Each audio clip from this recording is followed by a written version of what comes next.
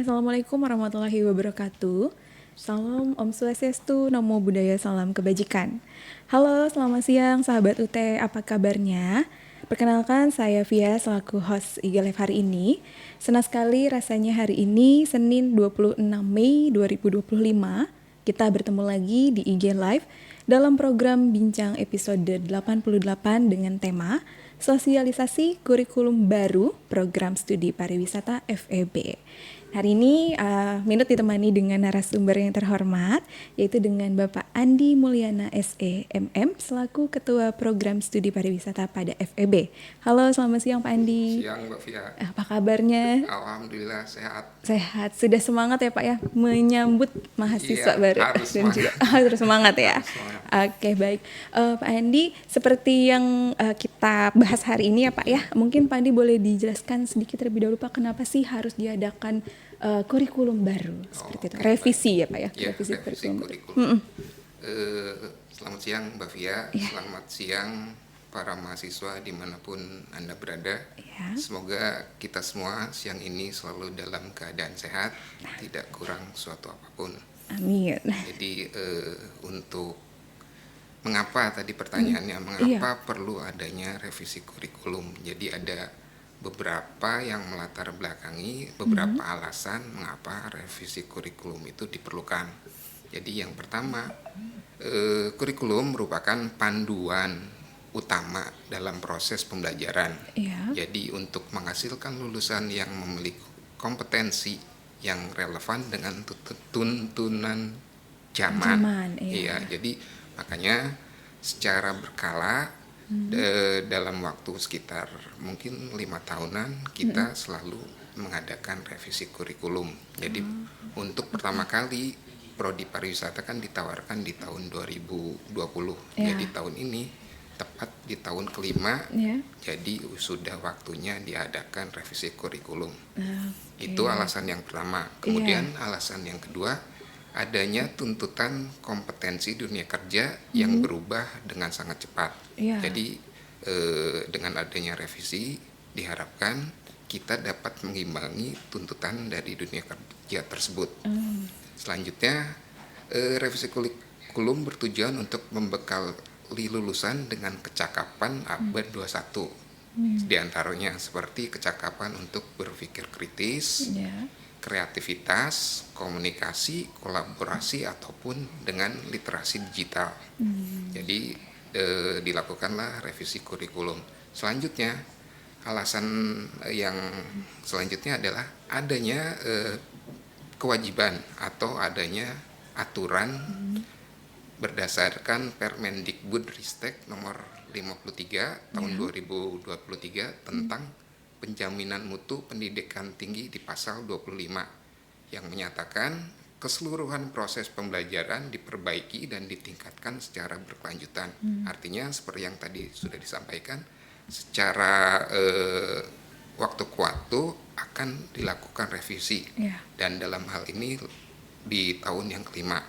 Selanjutnya adanya juga tuntutan akreditasi dari BAN PT ataupun dari Lamemba yang menuntut program studi memiliki sistem peninjauan kurikulum secara berkala. Tentunya dengan melibatkan para pemangku kepentingan ya. Jadi pemangku kepentingan itu selain dosen ada juga mahasiswa, alumni dan pengguna lulusan. Seperti itu beberapa alasan yang melatar belakangi mengapa perlu dilakukan revisi kurikulum. Oke, baik. Pasti ada tujuannya juga ya Pak ya di sini ya. Baik. Kalau kita lihat dari dampak perubahan kurikulumnya nih Pak, apa saja yang berubah nih dari sebelumnya? Pasti ada dampaknya ya. Iya, dan itu cukup terakhir ini cukup meresahkan untuk mahasiswa gitu. Padahal sebenarnya kalau kita sudah tahu dampaknya dan sudah dimitigasi, alasan untuk resah itu kayaknya tidak perlu. Benar, Tapi Pak. ya, jadi dapat saya jelaskan ada beberapa dampak karena adanya perubahan kurikulum. Yang pertama tentunya adalah perubahan kode mata kuliah. Jadi kalau di kurikulum lama atau kita sebut kurla, kode mata kuliah pariwisata dimulai dengan kode SPAR. Espar. Espar misalnya Espar 4101. Ya. Nah, sekarang berubah ke kode di kurikulum baru menjadi ESTA. Esta. Ya, ESTA. Oke. Misalnya yang tadi Espar 4101 berubah menjadi ESTA 4101. Mata kuliahnya, judulnya, nama mata kuliahnya Pengantar Pariwisata. Itu yang pertama. Kemudian yang kedua, tentunya ada kesetaraan antara mata kuliah di kurikulum lama dengan mata kuliah di kurikulum baru. Iya. Jadi kesetaraannya bisa kesetaraan konten ataupun kesetaraan dengan mempertimbangkan keadilan untuk mahasiswa. Jadi kesetaraan yang tujuannya tidak merugikan mahasiswa. Nanti kita bahas di Slide selanjutnya ya, Pak ya? Ya, betul. Oke, baik. Kemudian yang ketiga, adanya perubahan komposisi mata kuliah dalam paket semester. Oke. Jadi misalnya tadinya di semester pertama itu paketnya Ya. hanya ada katakan 16 SKS. Ya. Nah, di kurikulum baru akan ditambah menjadi 18 SKS. Begitu juga dengan paket-paket di semester selanjutnya. Jadi misalnya tadinya yang hanya ada 17 berubah menjadi 20, atau tadinya hanya 18 berubah menjadi 19. Dan tentunya itu akan merubah susunan paket-paket dari 8 semester yang sudah kita bagi. Selanjutnya juga kemudian untuk kelompok mata kuliah pilihan di Kurla Prodi Pariwisata hanya menawarkan satu kelompok mata kuliah pilihan.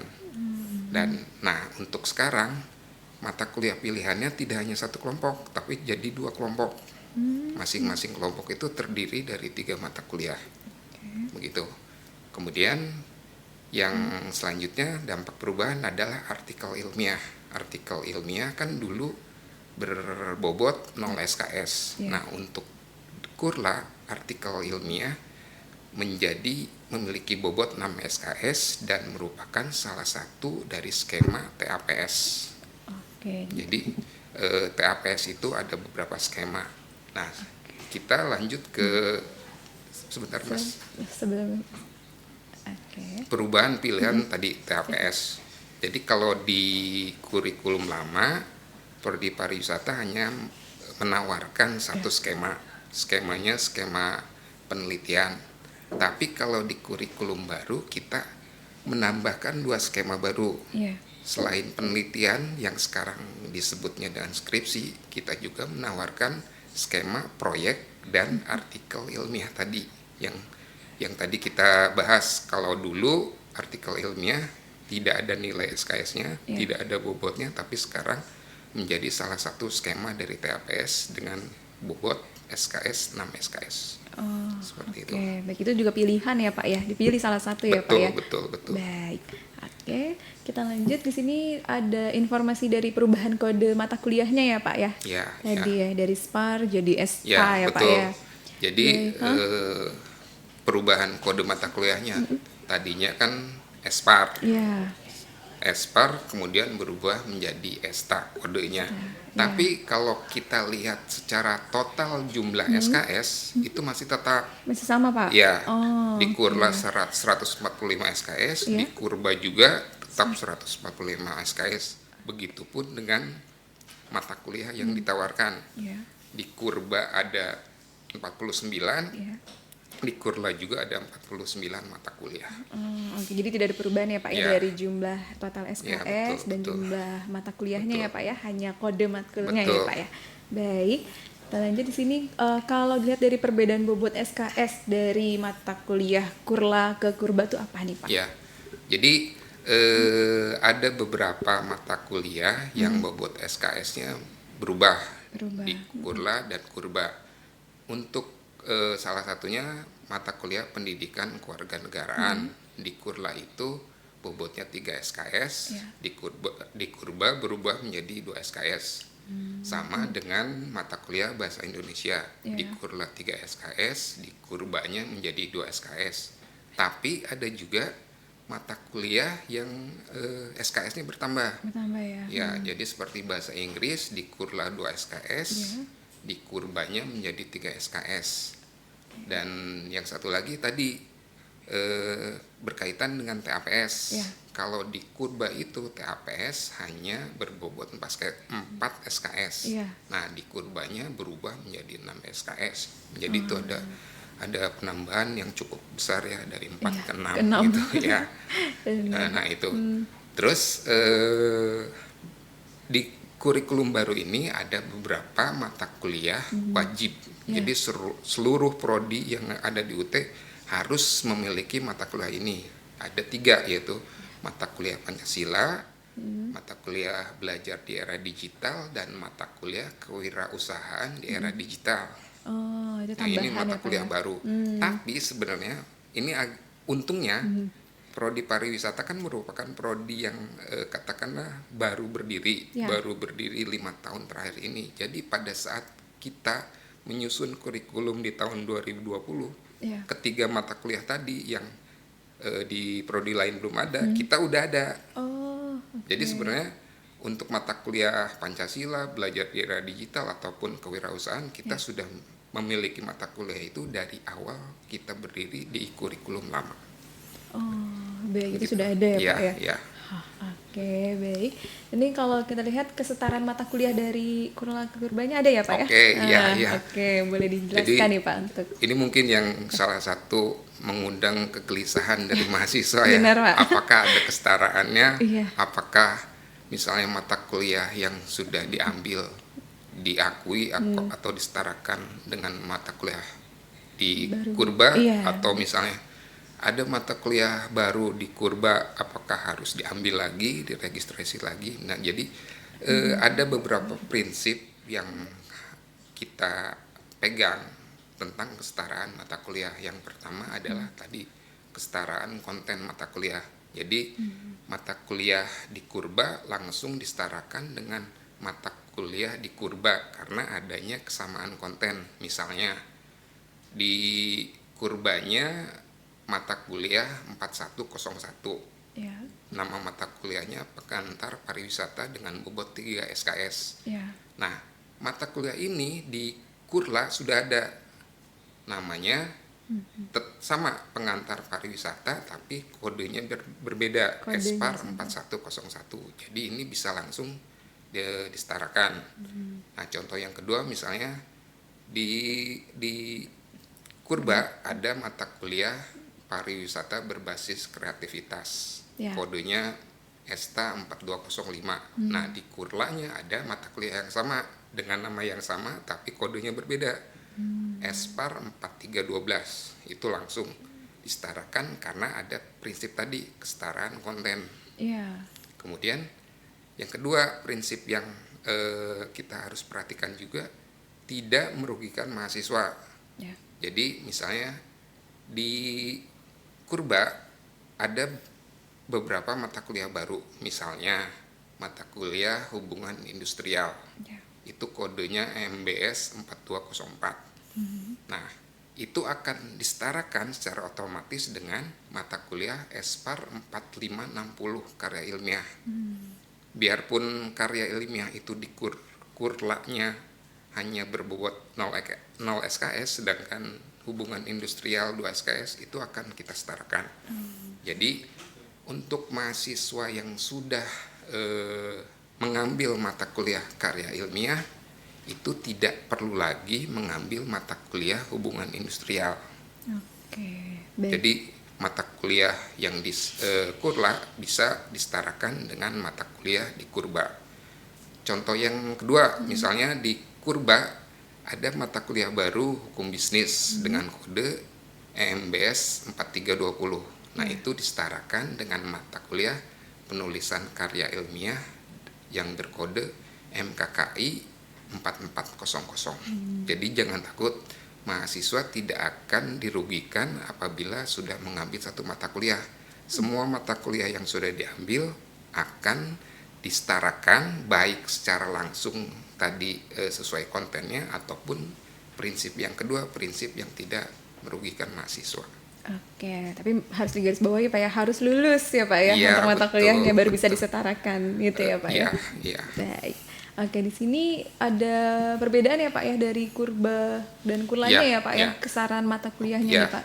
Jadi kalau misalnya kalau jumlah SKS Iya, total tadi kan sama masih sama. 145, Ya. begitupun dengan jumlah mata kuliah ada 49 mata kuliah. Ada perbedaan yang sangat mencolok. Di Kurla itu prodi pariwisata membaginya menjadi 9 semester. 9 9. semester 145 dibagi 9 semester. Tapi di Kurba pembagian mata kuliahnya hanya dibagi menjadi 8 semester. Oh, Jadi gitu. mahasiswa bisa, khususnya mahasiswa SIPAS ya, bisa menyelesaikan eh, seluruh mata kuliah yang ada di prodi pariwisata lebih cepat karena 8 semester. Iya. Kalau yang mahasiswa lama yang misalnya mendaftarnya di tahun 2020, mereka harus menjalaninya selama 9 semester untuk mahasiswa SIPAS karena mereka kan paket. Paket ya. Nah, beberapa mata kuliah yang berbeda. Ya. Jadi di kurikulum baru ada mata kuliah, ada 4 mata kuliah baru, yaitu komunikasi multikultural. Nah, komunikasi multikultural ini disetarakan dengan pemahaman lintas budaya di Kurla. Jadi biarpun tadi komunikasi multikultural merupakan mata kuliah baru, tapi kalau misalnya mahasiswa sudah mengambil pemahaman lintas budaya, mereka tidak perlu lagi mengambil mata kuliah komunikasi tadi. Itu yang pertama. Kemudian ada juga mata kuliah baru nih, yang kedua, bisnis internasional. Mata kuliah bisnis internasional ini akan disetarakan dengan mata kuliah geografi pariwisata internasional. Nah, itu yang kedua. Terus yang ketiga, mata kuliah hubungan industrial. Ini disetarakan dengan mata kuliah karya ilmiah. Dan yang terakhir, mata kuliah hukum bisnis disetarakan dengan penulisan karya ilmiah. Jadi 4 mata kuliah baru di Kurba berarti akan disetarakan dengan 4 mata kuliah yang ada di Kurla. Oke, baik. Tentu tidak merugikan Ya. mahasiswa ya Pak ya, karena ada kesetaraan Betul. ini gitu Nah, ya Pak ya. untuk mata kuliah lain berarti itu kesetaraannya kesetaraan konten yang tadi, misalnya yang pengantar pariwisata akan disetarakan dengan mata kuliah pengantar pariwisata di Kurba. Atau mata kuliah sosiologi pariwisata di Kurla disetarakan dengan mata kuliah sosiologi pariwisata di Kurba. Walaupun dengan kode yang tentunya berbeda begitu. Oke, baik Pak, ini sangat menarik sekali ya Pak ya perubahannya. Baik, kalau untuk tugas akhir program sarjana TAPS nih Pak, ini ada perbedaan ya tadi ya Pak ya, untuk pariwisata dari 4 SKS Menjadi 6 SKS. 6 SKS di Kurbanya ya. Ya. Ada 3 pilihan ya Pak ya, Betul. proyek, skripsi, dan artikel Artikel ilmiah, ilmiah. ya. Oke. Jadi baik. begini, kami di prodi pariwisata agak berbeda dengan prodi-prodi lain, khususnya yang ada di FEB. Kalau di prodi lain, TAPS-nya atau dulu disebut TAP, misalnya di prodi manajemen itu ada yang dulu yang di Kurlanya ada UKT, jadi ujian TAPS-nya tuh ujian tulis. Ya. Nah, kami di pariwisata sejak awal tidak menggunakan UKT, tapi kami di pariwisata dari sejak awal berdiri di tahun 2020 kita sudah menggunakan TAPS-nya itu berupa laporan penelitian. Jadi kalau sekarang istilahnya mungkin ya di Kurba laporan penelitian itu disebutnya dengan skripsi. Jadi sebenarnya Sama ya Pak ya. ya untuk model TAPS-nya di prodi pariwisata tidak ada perubahan, malah skemanya ditambah. Kalau dulu hanya laporan penelitian yang disebut skripsi, sekarang ditambah dengan skema proyek dan skema artikel ilmiah. Begitu. Oke, baik. Hanya penyebutannya saja Ya, ya Pak ya, betul. sekarang skripsi. Nah, iya. Itu yang ditakutin sebenarnya Pak. Iya. Skripsi. Jadi sebenarnya tidak perlu dikhawatirkan. Untuk penyelesaiannya pun nanti mahasiswa akan mendapatkan bimbingan. Baik. Jadi kan untuk mata kuliah yang istilahnya berarti ini kan mata kuliah praktik. Nah, mata kuliah praktik itu kita tidak akan melepas mahasiswa, silakan diselesaikan sendiri, dipikirkan sendiri. Oh Enggak ya, enggak Pak? kayak begitu. Ada skenario khusus yang bisa harus dimanfaatkan mahasiswa untuk menyelesaikan tadi tugas akhir program sarjananya. Seperti Oke. itu. Kalau untuk skripsi tersendiri Pak, ada sidang skripsinya atau hanya seperti biasa Oke. saja Pak? Jadi untuk skripsi dan laporan proyek Iya. di Prodi Pariwisata, kami nilainya itu berasal dari nilai laporannya dan nilai presentasinya. Untuk laporan itu bobotnya 70%, sedangkan presentasinya sendiri 30%. Oke, baik. Nah, jadi tapi itu dua-duanya harus diikuti, Mbak. Harus diikuti Jadi ya, Pak? tidak bisa hanya salah satu, karena misalnya berpikiran laporannya aja besar kok bobotnya 70%, nggak usah presentasi. Oh, nggak bisa. Itu harus dua-duanya. Harus dua-duanya. Misalnya ada salah satu bolong, ya berarti resikonya ya nggak akan bisa lulus untuk mata kuliah itu. Terus mengulang ya Pak ya? Betul, Itu betul. sekarang ada kenaikan biaya juga kan ya Pak ya kalau mau ngulang Iya, ya? ulang. Jadi 400.000. Jadi harus Lumayan tuh Iya. buat jajan, kan sayang ya kalau pakai mengulang ya Pak ya? ulang-ulang. Benar, jadi Iya. harus fokus ya Pak ya? Iya, betul. Harus lulus. Baik, ini persyaratan penjaringan TAPS-nya nih Pak. Ada Oke. perbedaan tidak Pak dari kurla sebelumnya? Jadi sebenarnya kalau untuk prodi pariwisata tidak banyak berubah ya. Jadi untuk mahasiswa non-SIPAS, persyaratan penjaringan TAPS-nya telah menempuh minimal N-35. Jadi misalnya secara total kan kita ada 145 SKS, Iya. dikurangi 35 berarti sudah menempuh kurang lebih 110 SKS. Iya. Itu untuk syarat yang pertama. Kemudian syarat IPK 2,5. Nah, ini juga agak berbeda dengan prodi lain. Kalau prodi lain kan syaratnya minimal 2. Iya. Kalau prodi pariwisata sejak awal sudah menetapkan kita nggak 2 tapi minimal 2,0. Oke, jadi Jadi masih sama ya Pak ya sebelum yang prodi lain di kurba menetapkan IPK minimal 2,0, kita sudah menetapkan terlebih dahulu seperti itu. Oke. Selanjutnya ada beberapa mata kuliah prasyarat Ya. supaya mahasiswa dapat mengikuti TAPS. Yang pertama itu mata kuliah perencanaan pariwisata, Ya. kodenya ESTA 4209. Yang kedua mata kuliah kebijakan pembangunan pariwisata, Ya. kodenya ESTA 4315. Ya. Terus yang ketiga metode penelitian pariwisata dengan kode 4316. Dan syarat mata kuliah prasyarat yang terakhir adalah salah satu dari 3 mata kuliah pilihan yang sudah kita berikan, yaitu di antara mata kuliah pariwisata halal, mata kuliah ekowisata, ataupun mata kuliah heritage. Dari 3 mata kuliah pilihan itu mahasiswa harus sudah menempuh salah satu. Menempuh salah satu ya Ya. Pak ya? Oke, baik. Kalau untuk persyaratan penjaringan TAPS-nya nih Pak, untuk mahasiswa SIPAS. Nah, untuk mahasiswa SIPAS Ya. berarti mereka karena TAPS-nya adanya di semester 7, berarti mahasiswa sudah menempuh seluruh mata kuliah dari semester 1 sampai semester 6. Itu yang syarat jumlah mata kuliah ya. Nah, syarat yang kedua berkaitan tak lagi dengan IPK seperti yang tadi non-SIPAS, sama sebenarnya. IPK minimalnya harus 2,50. Oke, Ya. hampir sama ya Pak ya? Ya, ya. Oke, baik Pak. Kalau untuk di sini mata kuliah prasyarat TAPS-nya ya Pak ya? Ya, jadi mata kuliah prasyaratnya Bisa seperti yang tadi. tadi Iya. udah disampaikan, ada 4 ya, 4 Pak ya? mata kuliah ya. Perencanaan pariwisata, kebijakan pembangunan pariwisata, dan metode penelitian pariwisata, serta ditambah dengan salah satu mata kuliah pilihan di antara pariwisata halal, ekowisata, ataupun heritage. Heritage, oke. Ya. Baik Pak.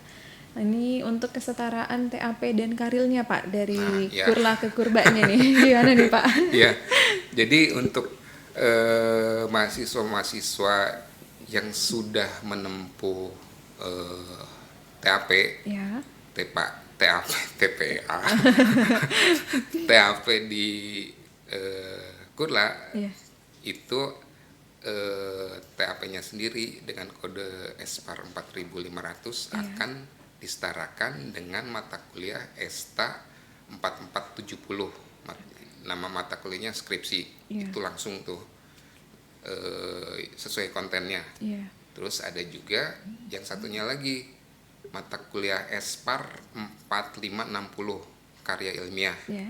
di Kurla akan disetarakan dengan EMBS 4204 hubungan industrial di Kurba.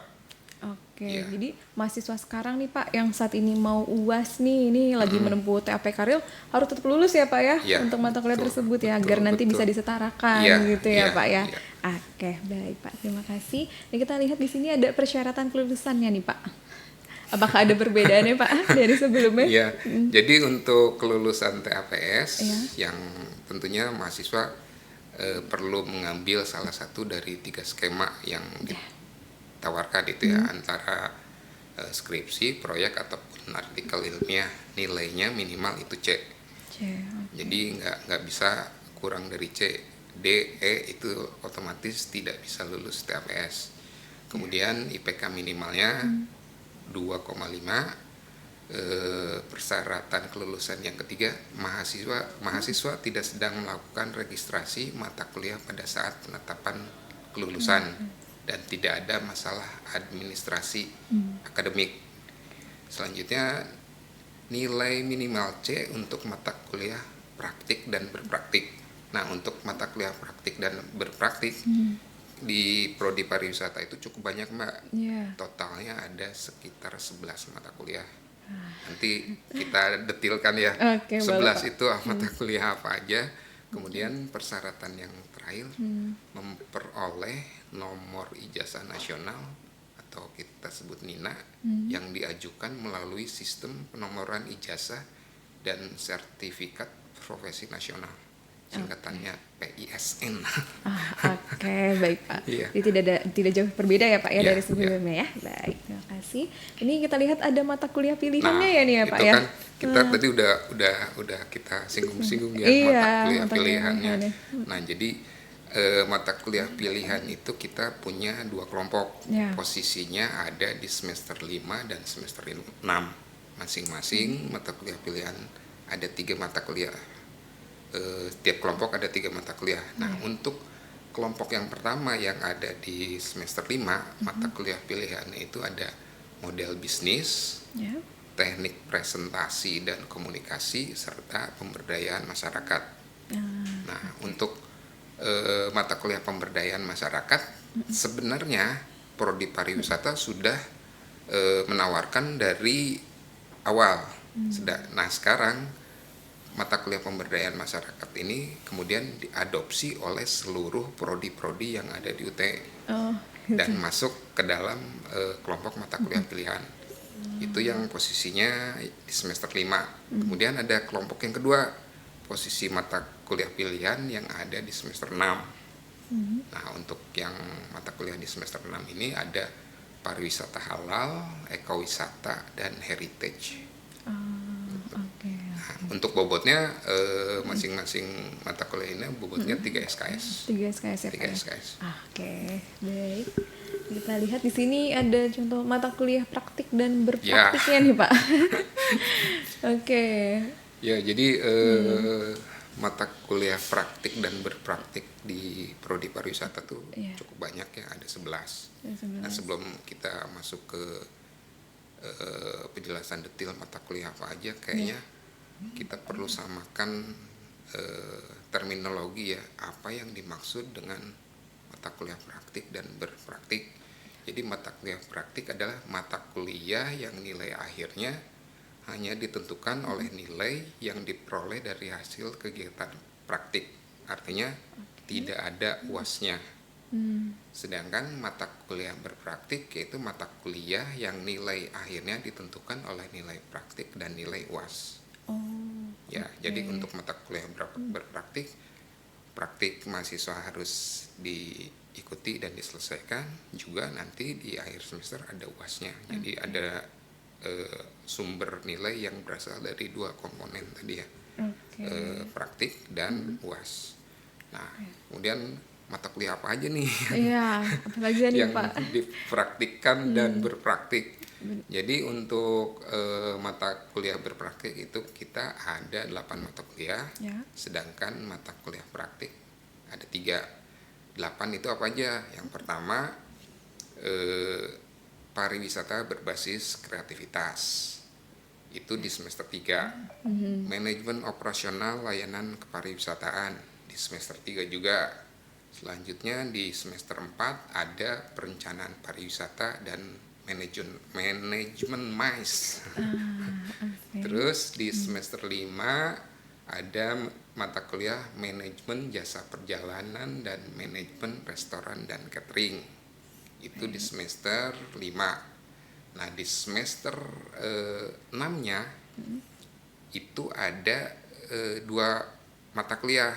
Satu mata kuliah berpraktik dan 1 mata kuliah praktik. Mata kuliah berpraktiknya mata kuliah manajemen destinasi, sedangkan mata kuliah praktiknya adalah manajemen destinasi metode penelitian pariwisata. Nah, itu di semester 6. Kemudian di semester 7 ada 1 mata kuliah berpraktik, yaitu studi kelayakan bisnis, dan ditambah 1 mata kuliah praktik yang berbentuk TAPS tadi. Jadi kalau kita lihat dari semester mata kuliah berpraktik itu akan dimulai mahasiswa dari semester 3 dan kemudian berakhir di semester ke-7, seperti itu.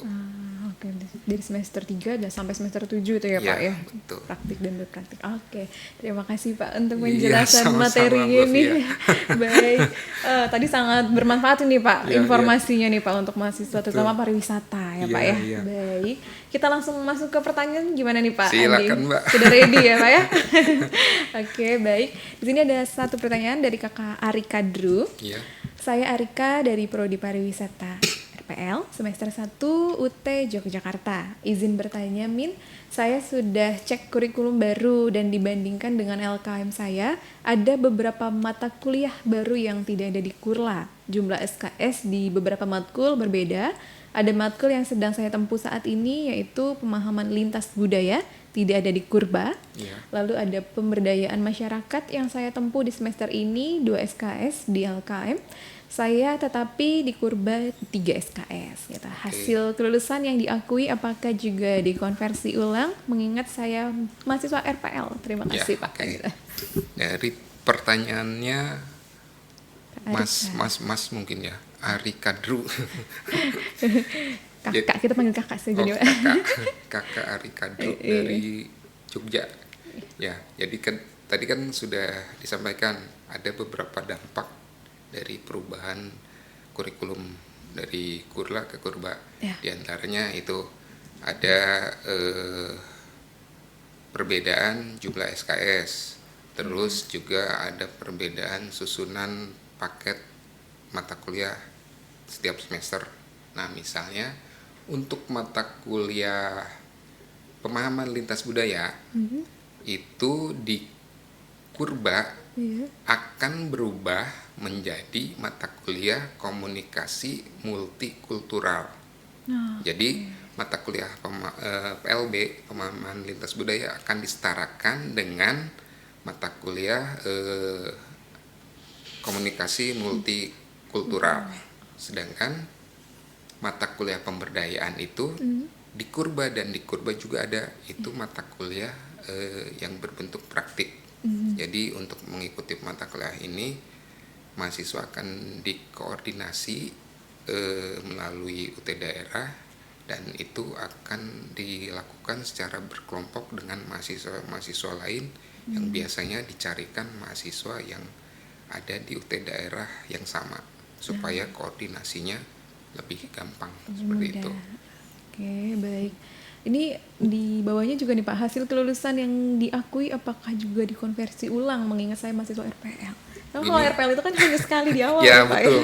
Jadi kalau misalnya seperti yang Mbak Via barusan sampaikan, RPL itu hanya dilakukan sekali di awal Benar. masih akan menjadi mahasiswa UT. Jadi kalau misalnya ada mata kuliah mereka sudah ambil di perguruan tinggi sebelumnya dan itu di kurla tidak ada, berarti kan tidak dikonversi, tapi Iya, kemudian di di Purba. kurba ada. Nah, itu RPL tidak bisa Dilakukan dilakukan lagi. lagi karena sudah Oke. di awal.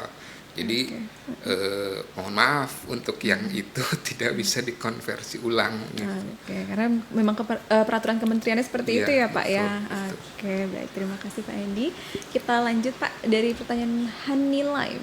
Pariwisata yang dikurangi atau ditambahi matkul apa saja agar registrasi semester depan tidak salah pilih? Ya. Jadi tadi kalau di kurba itu ada 4 mata kuliah baru ya. Ya. Komunikasi multikultural, terus hubungan industrial, hukum bisnis, dan satu lagi bisnis internasional. Dan itu akan disetarakan dengan mata kuliah yang ada di kurlanya.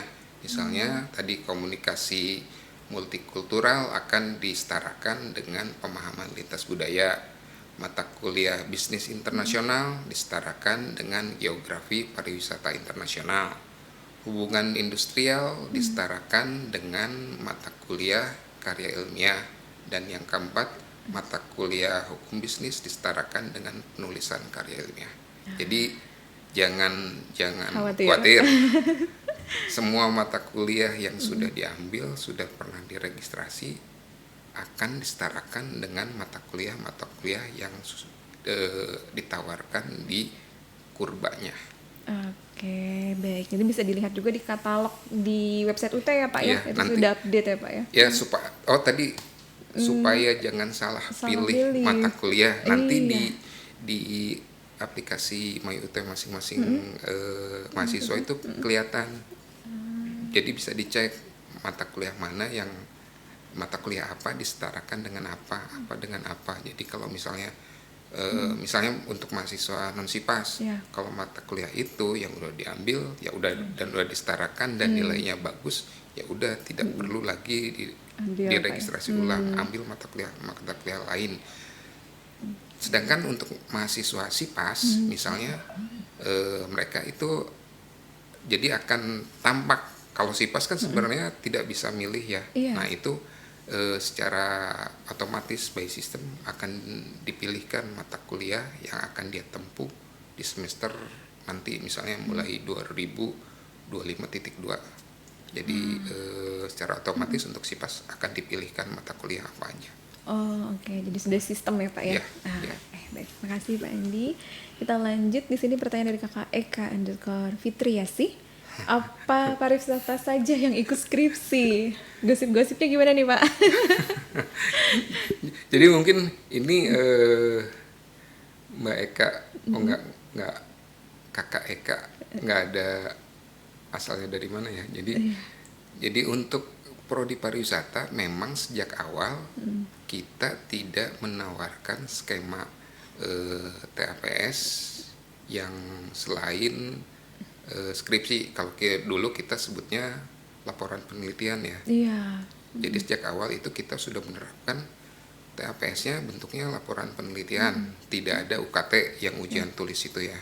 Nah, malah sekarang di kurba skema TAPS-nya ditambah dari yang tadinya hanya satu skema penelitian aja, ditambah dengan proyek dan artikel ilmiah.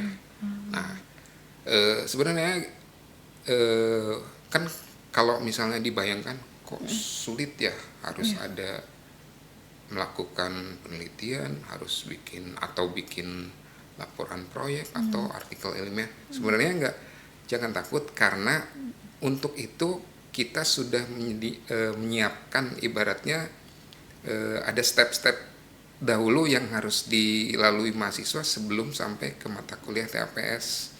Jadi di mata sebelumnya kita kan punya tadi salah satu prasyarat TAPS ada mata kuliah pilihan antara pariwisata halal, ekowisata ataupun heritage. Nah, dari ketiga mata kuliah ini mahasiswa kan perlu memilih salah satu. Iya. Nah, kalau udah dipilih salah satu, nanti step selanjutnya bahan-bahan yang dari mata kuliah pilihan tadi bisa ditarik atau diambil untuk sebagai bahan penyusunan proposal di mata kuliah metode penelitian pariwisata. Jadi di metode penelitian pariwisata ini kan posisinya ada di semester 6. Sedangkan mata kuliah pilihannya ada semester 5. Jadi kan berjenjang tuh. Selesai dulu mata kuliah pilihan di semester 5, kemudian semester selanjutnya di semester 6 ambil metode penelitian pariwisata. Outputnya itu proposal. Proposal yang dihasilkan di semester 6 kemudian bisa dipakai sebagai bahan untuk menyusun TAPS di semester 7. Jadi mahasiswa bisa memilih nih proposalnya mau diarahkan atau digunakan untuk skripsi atau ke proyek ataupun langsung menyusun artikel ilmiah. Jadi bisa di custom sesuai dengan kemauannya mahasiswa. Nih kayaknya saya lebih prefer untuk pilih skripsi atau saya lebih tertarik langsung bikin aja artikelnya, silahkan ya. Tapi mereka sebelumnya udah punya bahan dulu, udah punya modal gitu, nggak tiba-tiba TPS-nya Anda harus bikin skripsi, harus bikin proyek atau artikel ilmiah. Kalau begitu kan memang agak sulit, tapi jangan takut, dari 2 semester sebelumnya kita udah persiapkan itu gitu. Oke, jadi jangan khawatir ya Pak ya. Ya. Tinggal dijalankan saja. Baik, kita lanjut Pak dari Kakak Nuri Setiawati. Kak, semester besok kan sudah pakai kurba. Terus kalau ada mata kuliah mengulang itu gimana? Apakah mata kuliahnya masih bisa diambil? Gimana nih Pak Kalau Andi? untuk mengulang, ini mungkin untuk mahasiswa non-SIPAS ya. Iya. Jadi Benar. kalau untuk mengulang, katakanlah mengulang karena tidak lulus atau mengulang nilainya kurang memuaskan, itu kayaknya nggak akan jadi masalah. Iya. Karena misalnya mata kuliah yang tidak lulus di kurla itu kan sudah disetarakan dengan mata kuliah tertentu yang ada di kurba. Jadi tinggal diambil aja mata kuliah. Misalnya katakanlah tadi pemahaman lintas budaya tidak lulus, berarti di kurbanya mahasiswa tinggal mengambil mata kuliah yang setara dengan pemahaman lintas budaya, yaitu mata kuliah komunikasi multikultural gitu. Oke. Jadi nanti tinggal diperhatikan saja ya Pak ya mata kuliah apa yang mengulang ya Pak ya. Dan kesetaraan itu apa gitu ya Pak ya. Oke, baik, terima kasih Pak Andi. Kita lanjut pertanyaan dari Kakak Anissa Manisan. Manisan nih, manis sekali nih Pak. Apakah nanti skripsi untuk pariwisata ada sidangnya juga Pak? Ini nih Pak. Ini ya pertanyaannya Kak Anissa Manisan dari Cianjur kali ya. Manisan. Jadi apakah nanti skripsinya ada sidangnya? Nah, seperti yang tadi disampaikan juga. Jadi untuk nilai skripsinya itu berasal dari 2 komponen, komponen laporannya dan komponen presentasinya. Nah, masing-masing komponen mempunyai bobot tertentu. Jadi untuk laporannya 70% dan presentasinya sendiri 30%, dan dua-duanya harus diikuti oleh mahasiswa. Jadi tidak bisa hanya salah satu. Seperti itu. Oke, baik. Terima kasih Pak. Kita lanjut. Di sini ada pertanyaan dari Kakak Devi TSN _ Aku udah semester 8 ini tinggal lulus saja. Masa harus nambah semester lagi buat matkul tambahan gara-gara kurba? Gimana nih Min? Gimana nih Pak? Harusnya kalau semester 8 ini sudah 145 SKS lulus ya Pak ya? Iya. Sebenarnya, nah kalau misalnya sudah, ini berarti kan di akhir semester ini ya, diharapkan semua mata kuliahnya sudah lulus. Berarti Kan sebenarnya nggak ada masalah ya, karena semua mata kuliah yang sudah diambil di Kurla Ya. akan disetarakan dengan mata kuliah yang ada di Kurba. Jadi kalau misalnya nggak ada tuh tambahan semester lagi, Ya. karena misalnya di Kurbanya kan ada mata kuliah baru, apakah perlu ditempuh lagi? Oh, nggak perlu. Kalau misalnya di Kurlanya mata kuliah kesetaraan yang tadi mata kuliah barunya udah lulus, ya nggak usah ditempuh lagi. Karena itu namanya disetarakan, berarti kan diakui di kurikulum baru. Wah, oke. Jadi kan sekarang berarti masih semester 8 ya Pak ya. Harus fokus dulu karena kan sebentar lagi mau ujian nih ya Iya. Pak ya. Harus difokus dulu pembelajarannya ya Pak ya. Iya. UASnya diikuti ya Pak ya. Betul. Jadi nggak ada mata kuliah ngulang gitu ya. Iya benar. Kalau mau ngulang ya harus tambah lagi ya Pak ya. tambah biaya, tambah waktu, waktu, tambah benar. kesel. Baik, jadi harus semangat belajar ya. Ya. Oke, kita lanjut lagi. Di sini dari Kakak Red.Rudolf. Untuk semua TAPS ini nanti dapat bimbingan kan ya? Gimana nih Pak? Tentu saja. Tentu saja dapat Tentu bimbingan. saja. Jadi semua skema TAPS, skema skripsi, skema proyek atau skema artikel ilmiah, ketiga-tiganya masing-masing akan mendapatkan bimbingan. Nah, bimbingannya sudah diputuskan akan dilakukan secara online, jadi tidak ada bimbingan tatap muka seperti TTM. Tapi biarpun secara online, pelaksanaannya nanti akan hybrid ya. Ada yang bentuknya asinkronus, asinkronus berarti seperti Tuton sekarang. Ditambah juga ada beberapa sesi yang bimbingannya seperti web.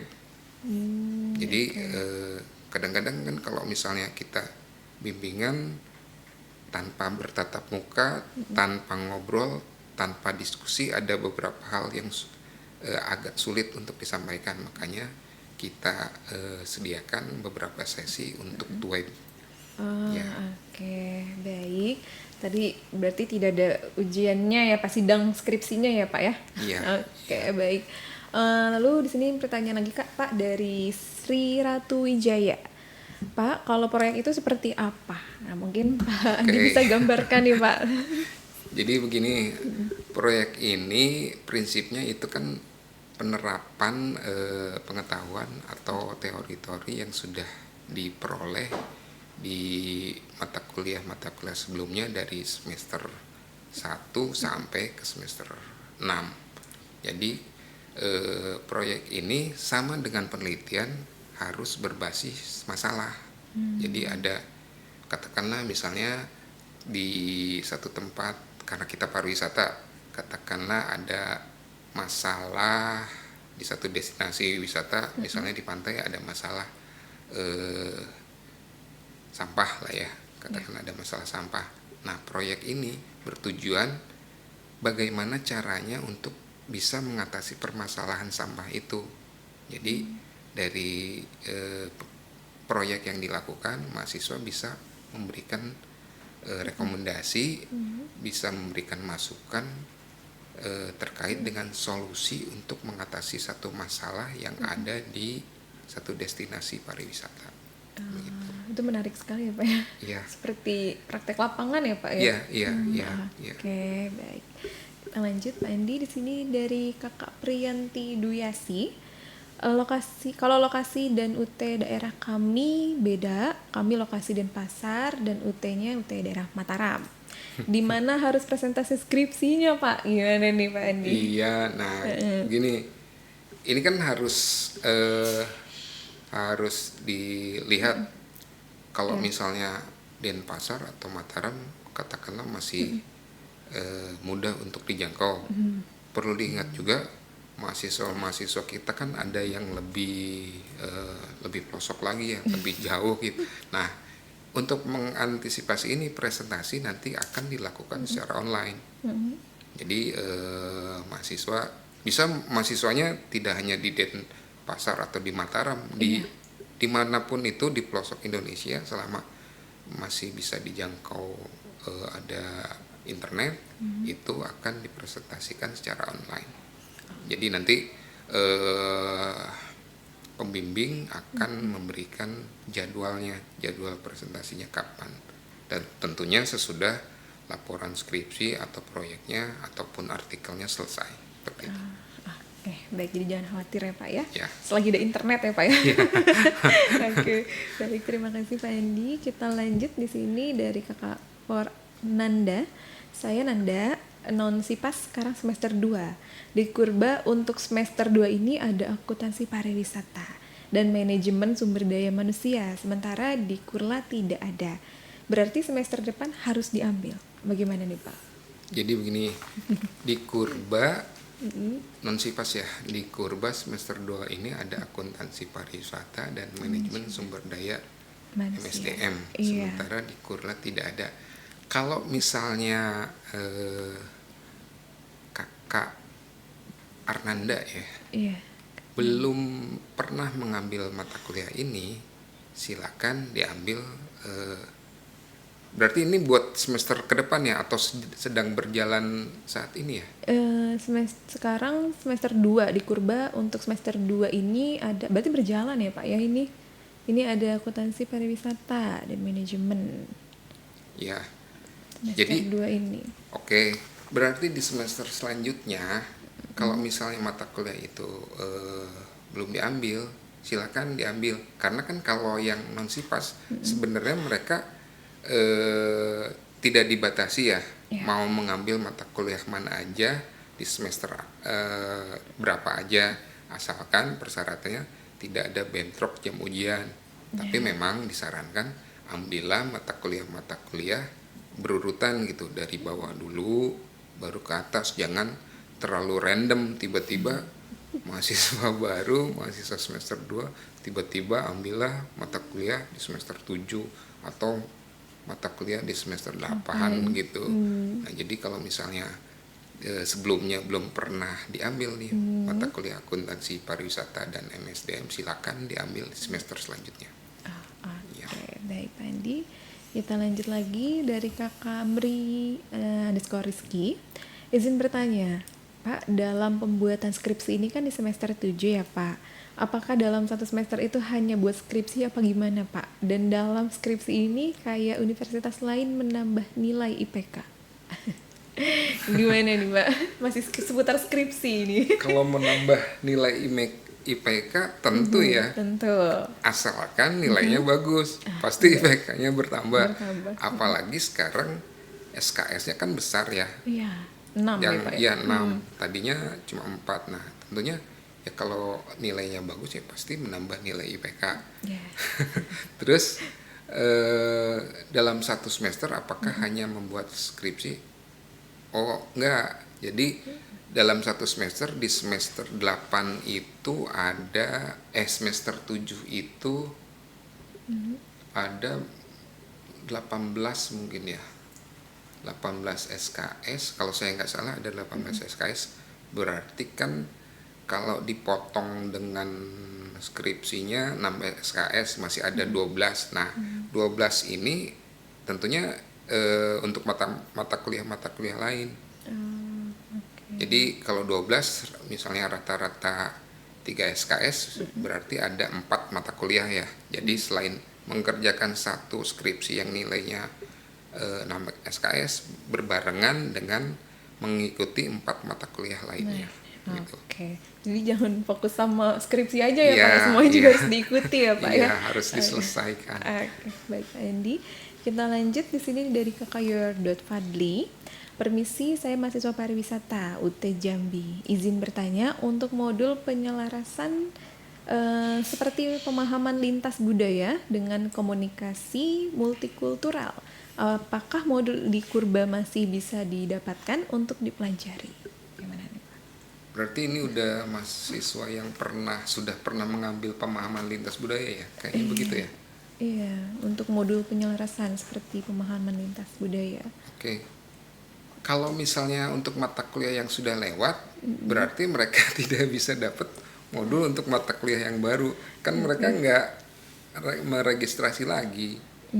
Jadi kalau misalnya dulu sebelumnya mereka udah pernah mengambil mata kuliah pemahaman lintas budaya dan punya modulnya.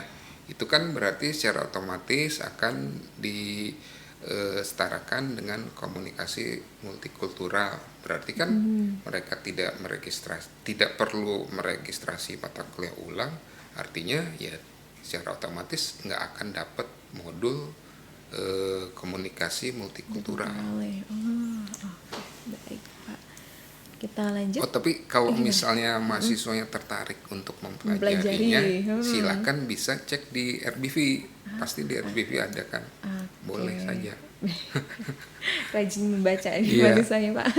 Baik, di sini kita lanjut lagi dari Kakak Gazoars.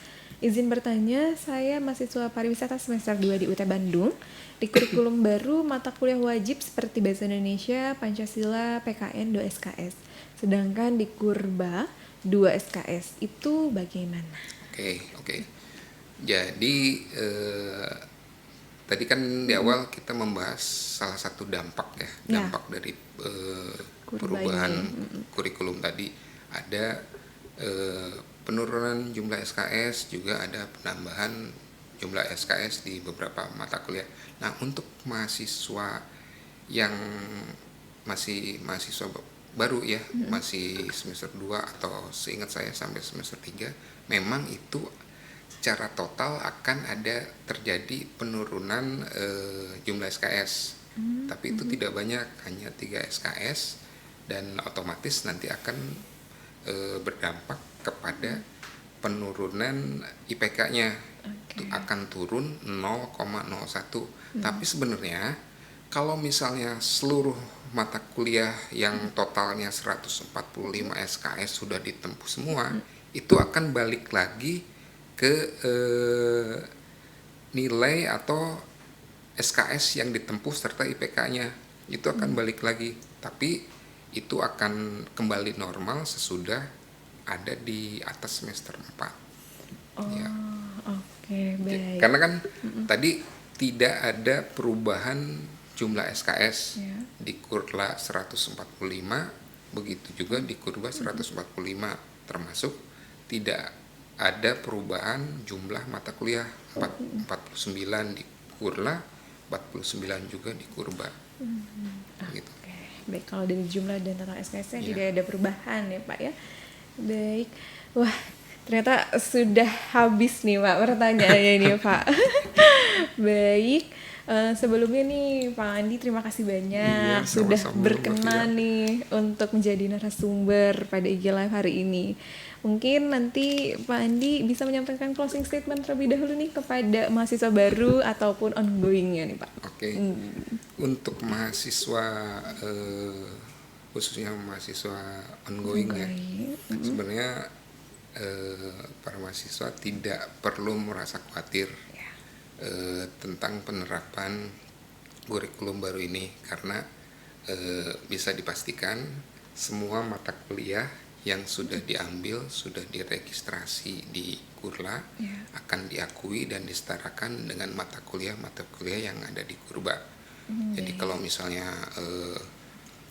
ada mata kuliah baru di Kurba dan itu setara dengan mata kuliah yang sudah pernah ditempuh di Kurla, itu akan disetarakan. Jadi tidak perlu lagi diambil atau tidak perlu lagi diambil ulang, kecuali kalau memang tidak lulus atau nilainya kurang memuaskan, itu silahkan diulang. Nah, itu untuk yang mahasiswa ongoing. Sedangkan untuk mahasiswa baru, silakan bergabung bersama kami di Prodi Pariwisata, dan jangan takut dengan tadi jargon UT sekarang ada skripsinya.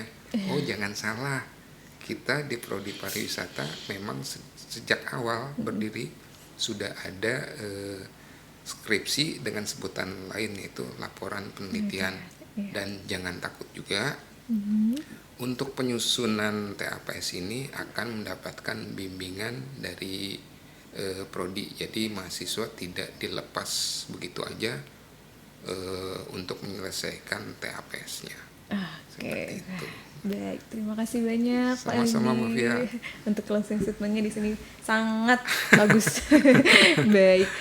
Untuk mungkin bagi mahasiswa ongoing tadi yang sudah terlewat ya Pak ya, dari bincang-bincang IG Live hari ini, jangan khawatir, nanti rekaman IG Live ini akan tayang di YouTube UT TV ataupun di Humas Universitas Terbuka seperti itu. Nah, sebelumnya di sini kita juga mau menginformasikan bahwa pendaftaran mahasiswa baru diploma dan sarjana untuk jalur non RPL sudah dibuka. Jadi yang mau bergabung, apalagi yang sudah tertarik nih dengan prodi pariwisata, langsung saja daftar di admisi.stripsia.ut.ac.id.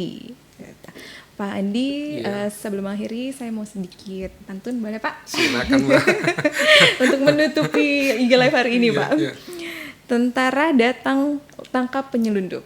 Cakep. Bawa senjata yang tertutup.